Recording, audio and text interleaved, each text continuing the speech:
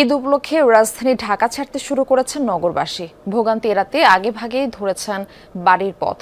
শনিবার থেকে কমলাপুর রেল স্টেশনে যাত্রী চাপ দেখা যায়, তবে বাস ও লঞ্চ টার্মিনালে ছিল না বাড়তি চাপ। নৌপথে বাড়ি ফিরতে যাত্রীদের নিরাপত্তায় সব ধরনের ব্যবস্থা নেওয়ার কথা জানিয়েছেন নৌ প্রতিমন্ত্রী রাজীব হাসান। জানান, নৌকায় নদী পারাপার এবং লঞ্চে ওঠা বন্ধের সিদ্ধান্ত হয়েছে। ফোটানোর ঝামেলা ছাড়াই নিরাপদ পানির জন্য ঘরে আনুন পিওরিট। কল করুন 16627। প্রতিমন্ত্রী আরও জানান, যাত্রীদের নিরাপত্তায় এবার সব ধরনের ব্যবস্থা নেওয়া হয়েছে। এদিকে নৌপথে যাত্রীদের নিরাপত্তায় টহল কার্যক্রম চালাচ্ছে কোস্ট গার্ড।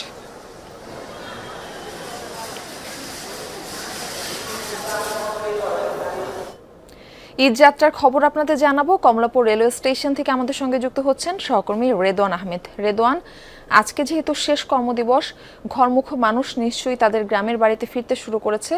তো ট্রেন পথের কি অবস্থা দেখছেন? সেখানে যাত্রীর চাপ কেমন, কি বলছেন ঘরমুখ মানুষ?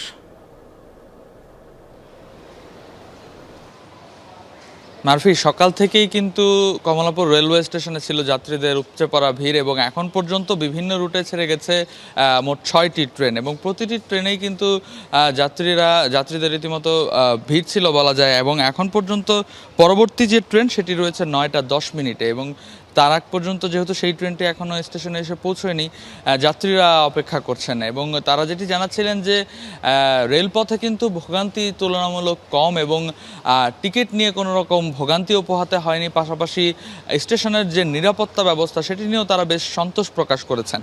এখন পর্যন্ত প্রভাতী এক্সপ্রেস সহ বেশ কয়েকটি ট্রেন কিছুটা বিলম্ব হলেও কিন্তু তেমন কোনো শিডিউল বিপর্যয় আসলে দেখা যায়নি স্টেশনগুলোতে। এবং আমরা দেখেছি যে যেই ট্রেনগুলো পরবর্তীতে শিডিউল করায়, অর্থাৎ ঈদ উপলক্ষে যে বিশেষ 10 জোড়া ট্রেন ছাড়ার কথা রয়েছে, সেগুলো কিন্তু ঠিক সময় মতোই ছেড়ে গেছে এবং স্ট্যান্ডিং টিকিট যেগুলো, সেগুলোরও 25%-এর বেশি ইতিমধ্যে বিক্রি হয়েছে, যার কারণে কিন্তু এখন পর্যন্ত বলা যায় যে যাত্রী চাপ মোটামুটি। তবে আজকে যেহেতু শেষ কর্মদিবস এবং এই শেষ কর্মদিবসের বিকেল বেলা থেকে মূলত স্টেশনগুলোতে ভিড় বাড়ার প্রবণতা দেখা যায়। অর্থাৎ ধারণা করা হচ্ছে যে বিকেলের পর থেকে আরও যাত্রীদের চাপ বাড়বে। তখন আসলে কেমন পরিস্থিতি হয় সেটি আসলে দেখার অপেক্ষা। এখন পর্যন্ত আমরা সকাল থেকে যেটি দেখেছি যে কাউকেই কিন্তু ট্রেনের ছাদে ভ্রমণ করতে দেওয়া হয়নি। কড়া নিরাপত্তা ব্যবস্থা ছিল আইনশৃঙ্খলা বাহিনীর এবং যাত্রীরা যেটি বলছেন যে খুব স্বাচ্ছন্দ্যেই কিন্তু তারা বাড়ির পথে যাত্রা করতে পারছেন এবং